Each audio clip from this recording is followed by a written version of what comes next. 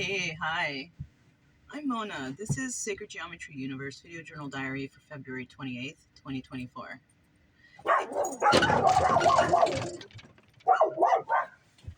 Hold on, let me do something. All right. Ever since that time, Chica got away. I didn't be like, I wasn't changing my mind on she's going to the pound or nothing. I was just like, dang, really got to keep on top of it because, she's being good though. She's being a good girl. She's right here. You're a good girl, baby. You did okay. Because the dog was going by, and it's what's good is Brian's starting to listen too. So anyways, oh, Chica, she wants me to pet her. So anyways, yeah, you know what? Yesterday was a totally interesting day. After I made the videos, previous, okay, baby. Yeah, I needed a break. I needed a little break. Even a break from the Bible study, whatever you want to call that. I just think I'm just tripping out on stuff and looking stuff up, really. Because, you can get lost in that. You can get lost in that. Like anything else, you can get lost in that stuff. Looking here, looking there, it will drive you nuts, So, we did the walking, did some relaxing, whatever. And dinner time came, and I made something that I remember getting at Bob's Big Boy when I was young, and it's called the chili size. So what that is, it's a hamburger patty with spaghetti, with chili, with cheese. That was something that I remember from getting from there. One thing I remember too was, anytime I ordered food when we went out or when we did something, so some thoughts came back in regards to that. It was weird, like growing up, my parents used to say that I was ugly and that I was fat and that no one would like me. This is both of my parents. Yeah, this is both of my parents. So my whole life, basically, my whole self-esteem was shot. It really was. Like, I always thought I was ugly, that, I was fat, no one would like me, and all that stuff. So, I mean, that's kind of how I lived, with a low self-esteem, Now, whether I was or not, I'm not even sure because, I never got compliments. So what if they were right? I don't know. But you know what? Everybody's beautiful inside. You know what I mean? Everybody's beautiful inside. And you shouldn't tell that to a child. You shouldn't say that to a child. I even remember, it brought up another memory that when I was like little, this was around the time when my mom met my stepdad. I wanted to run away from home. I think it was like I was 5 or 6 years old. I don't know. I wanted to run away from home. And you know what? I wanted to run away from home because my parents didn't believe me. Like, they didn't believe what I was telling them because I had a brother who was older. And he used to beat up on me. Like, that's a 3-year difference. And for a boy to a little girl, he used to beat up on me. And I used to show them, look, he did this. And they didn't believe me. Like, they always believed him.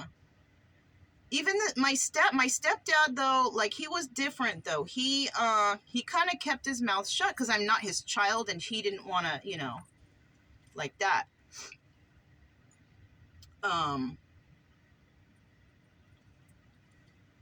So, like, when I wanted to run away, my mom was like, all right, let's pack your stuff. Yeah. So we packed all my stuff. She walked me out to the street, which is a busy street right there. I'm like 5 or 6 years old. I wasn't in school yet. I wasn't in elementary school yet. So that's like 5 or 6 years old. And then she left me there and walked back to the house. I saw her walk back up to the house. And I was like, all right. So I started walking. And I remember, you know, I got to the corner of the street where the light was to cross the street. And I didn't know how to do that. So I just stood there. I stood there for the longest time. I didn't know how to cross the street.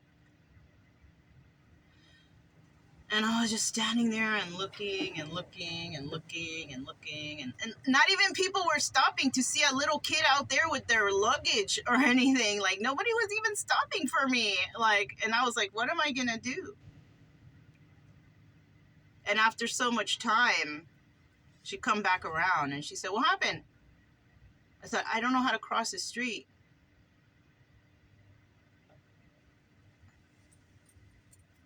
That's some sort of knowledge for a child that age, right? I could have just went.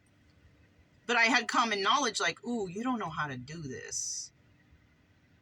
I remember that part. Oh. See, I haven't really thought about this. Now I'm thinking about it now. See, because when you talk about stuff, you can think and remember. So memories are being jogged back about that. And I remember her telling me, are you hungry? And I was like, yeah. She's like, you want peanut butter and jelly sandwich? And I was like, yeah. She's all, come on, let's go back over there and let's go get it. Right? I don't know what lesson there was in that. I really don't. You know what? No, it could be, look, you don't know how to live, so you have to listen to me and do what I say. That's what it was. Control. It was control. It wasn't compassion. It wasn't like talking. It was control. So basically it was, you do what I say or you're going to be out on the street. For a 5 or 6 year old, that's not nice. Way, you know, she did it differently, but you know, because that's what my family is. They're all about control. Everybody wants control. Control, control, control. And so when it came to when my brother was beating me up, though, this is something I can never, ever, ever, ever, ever forget, though. Even though I say, I don't remember things from, it's because all the bad stuff I don't remember, you know, because there is a trickle of good things in there that I do remember. And this was a good one. I was begging and pleading with my mom that my brother was hurting me, you know, and she just wouldn't believe me. And I remember I would tell my stepdad, like and my stepdad was just like, you know, he couldn't do anything. He would just be like comforting or something, like, you know, like all he can do, you know. One day, my brother was beating up on me real bad. You know, my mom left us home alone, you know. This was when we were a little bit older, I guess, because my mom was leaving me alone with my brother. And I remember too, I used to call him Knife Stealer. Knife Stealer, Knife Stealer, Knife Stealer, to get him to not beat up on me, right? Because he came home one day and he showed me a knife. He's like, I got a knife now. And I was like, oh, like I was scared. And so he's all, yeah, he stole a knife from somewhere, like some fancy knife. And so every time he wanted to hurt me or whatever, I would be like, knife stealer, knife stealer, knife stealer. And he would get scared because he liked that knife. He liked that knife. So that was the only thing saving me from getting beat up all the time. But one day, yeah, because if he was old enough to steal a knife out there in public, then this is in a couple years after he was speeding up on me, you know, because it was going on for several years. And so I would have to do that so he wouldn't beat up on me because he liked the knife. But yeah, one day my mom left me alone home with him in charge, because I guess he was old enough now, so now we're older, but he was still beating up on me or trying to beat up on me in secret. And they left me home alone with him. And my stepdad was at work. My mom was at work doing whatever. They were away. They were away. I don't remember what they were doing. I think my stepdad was at work though. But he came home early. My stepdad came home early. And he opened the door and he saw him on top of me beating up on me. And my stepdad was like a big, huge man, you know, like German, big, huge guy. And that knife could have been used on me. Yeah. It wasn't there. I don't recall it. But what I do remember is my stepdad, like, grabbing my brother with one hand and just getting him off me and throwing him up against the wall. And he started pounding on him. Not pounding like child abuse, but like, how do you like it? Like that. And I was like, oh, he saved me. Like, he is the only one ever in my childhood who actually stood up for me. Yeah, he was. He was loving and caring. He saw the terrible things that were happening to me. And a lot of the times when he could tell that I was not happy or I was sad or I was going through something, and he would always come up to me and be like, come here, come sit down, everything's okay. And he would comfort me. And he always did make me feel better. And you know what? That led to jealousy through my mother. She thought that we had something going on, like some sort of sexual, like weirdness, weird. And it goes to show, because later on in life, she said that she thought it was him molesting me. She knew something was wrong and she blamed it on him, but it wasn't him. He was protecting me, basically. He was protecting me from her. Because, you know what? He was being abused by her. But you know what? Not because she was evil or because she had trauma of her own that didn't know how to deal with it, and she would be like maybe hallucinating. My mom had a gift. She just didn't know what it was. She thought it was the devil and this and that. But it was like, you have a gift. You need to channel that somehow and you will figure it out. But she never did. She always thought weird stuff. Like, I don't know, you know? And later in life, I told her, no, he never did that to me. He was the most caring and compassionate man I've ever met in my life. He was my father. If anybody was a good dad to me, he was, right? So she became jealous like that, accused him of all this stuff. They got divorced, whatever, right? Yeah. So, like, my self-esteem my whole life has been kind of rotten. And I don't remember why I went on this tangent. I was just remembering stuff right now. Yeah, these are things that happened, you know? But like I said, you know, I've already forgiven everybody, you know? Yeah. I forgive everybody.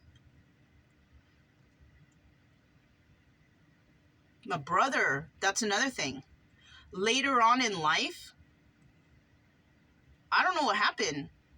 Oh, yeah, my brother became very ill and needed surgery and all this stuff. Nobody to help him. I dropped everything I had, and I went to go and live with him to help him through this. And I remember, like, one of those nights that we were chilling in his place, because, you know, he had a little shack somewhere I was sharing with him while I could take care of him and nurse him back to whatever health he needed. He broke down crying. I never seen my brother cry like that ever in my life. I was like, you know, and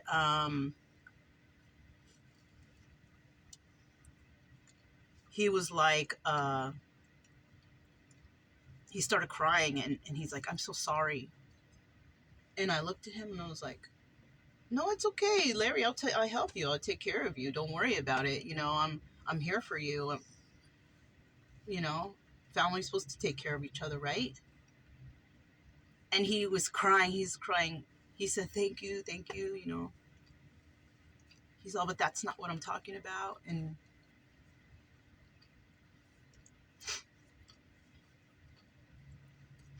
I love my brother.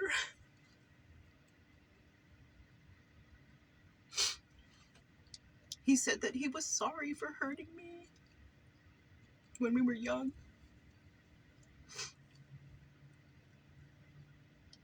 He said he was sorry for any way he treated me up until this point.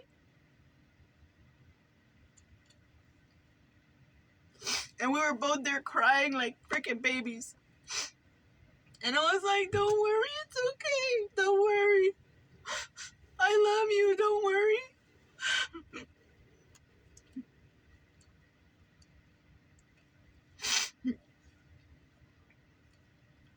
Because no one would take care of him, no one would help him except for me, because he needed it. I mean, he needed it.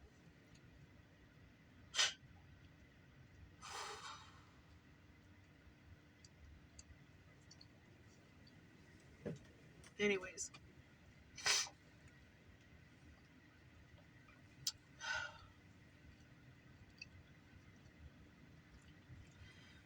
That apology, that one day, changed our relationship forever. Forever. I mean, from then on, right? And I will say forever, because even today I appreciate him. I love him. He didn't need to go through anything that he went through. I know about all. I had to backtrack his, life to see things too. Like, you have to kind of backtrack people's lives to see, like, what happened, what's going, that's a whole nother story involving my parents, when them two getting together and how we were conceived and all that. But our relationship was healed after that. Like, we got along better. We understood each other. When things went wrong, like, he never put me down like he used to, because he used to be part of the whole party of, let's get at her and let's make fun of her. And he used to be along with that, laughing, you're fat. Yeah.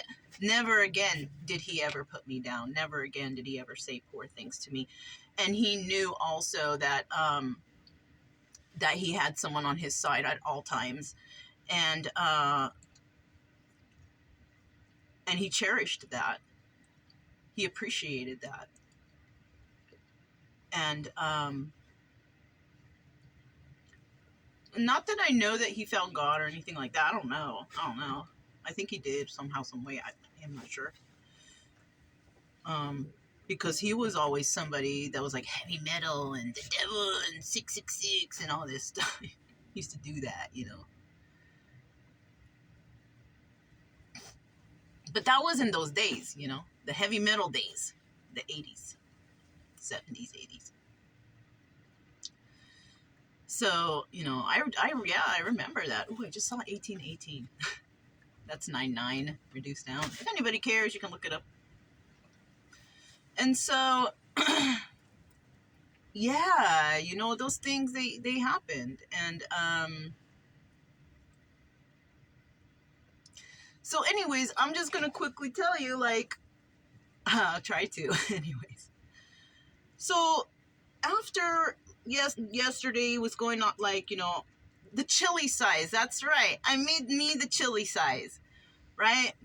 And wow, it was good. It was a lot. I could only eat half, and I just kind of packaged the rest and put it away. Sometimes I'll just give it to the dogs, but I really like that. And I'm like, ooh, I want to warm this up later, like tomorrow, and have it as part of as a meal. Maybe I'll have it for breakfast. It was, because it's good. But last night when I was having my dinner, it was a very nice night. It was, I don't know how clear it was. It was dark. It wasn't really windy. The air was nice because it was had been hot, And I was having my dinner, and I'm like, all right, let me sit down and watch something. So I sit down, and right away as I turn on the YouTube, because, random things will come up, right? And then I saw, ooh, Mary Magdalene. I was like, oh, wow, what's this? Because I heard of Mary Magdalene, right? And I was like, let me watch this movie. So that's what I did. I watched the movie last night. It was a very nice movie. I suggest you watch this movie if you haven't. It's like on YouTube and you can watch it for free. I just, commercials, that's all. But that was a really touching story. It was really, like, I felt some kind of way about it. I really, really did. And you know what? I noticed, like, I don't even know how to explain. So after I watched it, like, I laid down and, and I was thinking about it. And, sometimes, like, at night when I lay down, I'm just going to let the video go. Sometimes when I lay down, I talk to God and I ask some things and, like, what are you trying to show me here? What exactly am I supposed to see? Like, why was I so drawn to this? Why, Because I am drawn to stuff. I have never mentioned, because you know how the phone listens and then things come, like people think, hey, you know what, if it is, right? I never spoke about that stuff. I never spoke about her. I've never mentioned but there it was. And I was like, well, let me watch it, So I watched it and it was that was a very good movie. And so I'm laying there and I'm like, what is this? Because I was feeling some way. I was like, what is this? Like, why am I feeling this way from this movie? I don't know. I still don't know. So last night, I was like, can you let me get a dream or something that's clear so I know at least something? I did. I dreamt last night but you know what? I don't remember it though. So the way I see it is because I can remember some and I can remember others, right? And some I just don't. And so, yeah, I dreamt last night. It was pleasant. I kind of feel like I was, in the dream, I do feel like I was outside and frolicking, kind of stupid, right? So it was good like that. And I slept the whole night. It was a nice, pleasant sleep. I didn't wake up until 9 a.m. this morning. And the only reason I woke up is because I got one of those scam likely calls. I'm getting a lot of those lately, like a whole bunch. One morning I got like 9 before 12. So it's like, they just keep coming up. Yeah, just leave them alone. Let them ring, And so some of them I'll pick them up, but some of them I'm just like, you know what? I'm just not going to deal with those. They can just call. I'll let it ring. I'll look at it to make sure it's, not like the VA or anything or dentists or doctors or whatever. I'll look to make sure it's not that. Because it will say on the phone. It will say like call from Texas, right? For example. If it says it's from Texas, I pick it up. But these were all from California, all of these scam likelies. All of them from California. So, anyways, that's another story. Probably. I don't even know. I'm not even going to bring that up again.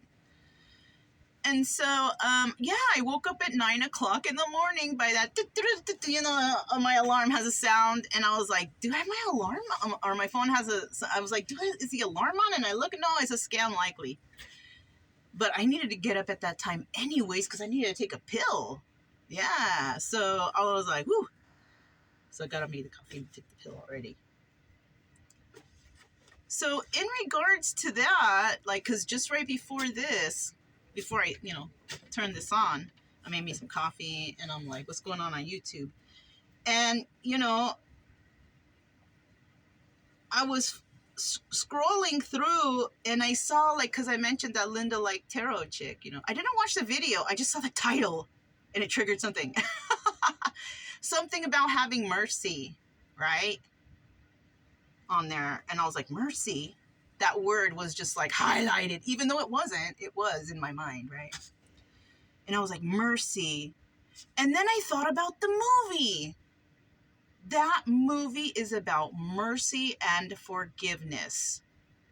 And I was like, mercy, mercy. Because when you look at a word, mercy, mercy, mercy, it kind doesn't it kind of feel like it feels like the spelling, it loses its spelling or it loses its definition. And it's like, I don't know. For me, it's weird. I'm like, what does mercy mean exactly? So I looked it up. I actually wrote this stuff down.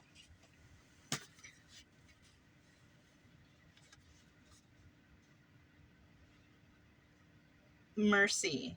It's about compassion and forgiveness. Yeah. It's an action word, right? You show compassion and forgiveness doing that action. Yeah. And yeah, in the Bible it relates to forgiveness. You know, and yeah, I'm a very forgiving person. I'm a very merciful person. I feel like I've always been like that. Like I've always been like that. You know? We have the same initials, me and Mary Magdalene. You know? That doesn't mean anything, I don't think, anyways. But I was just like, I was like, oh, you know, that kind of made me feel nice, you know? So then I was thinking, I started looking up what about her, you know, in the Bible? They don't barely mention her nothing in there. That she's a prostitute, and then all of a sudden, now I think it was 2016, it was said that they made her the apostle of the apostles, that the patron saint of this, all of a sudden now. So this is why I have a problem with the Bible, because people make stuff up, just like in real life. People make stuff up to try and convince. And this is why I'm not a very, I'm just not a Bible person, because I keep finding contradictions in there. But the only thing that most religions can agree on is that there is one God. Yeah, so, okay. So why are all the other religions so confused about Jesus? See, this is where I like Jesus. I'm not saying nothing about that, okay? But I'm saying, why is everybody so confused on that? We all know there's one creator. Why are we so confused about the Jesus thing?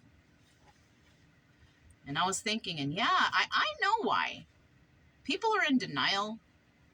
Jesus was a great man, though. Don't get me wrong.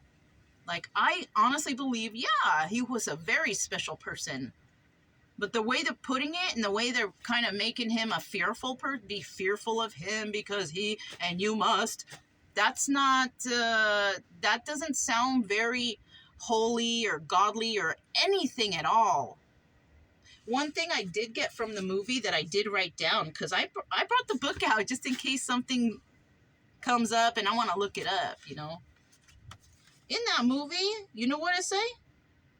God's kingdom, and this is the words of Jesus in the movie, okay?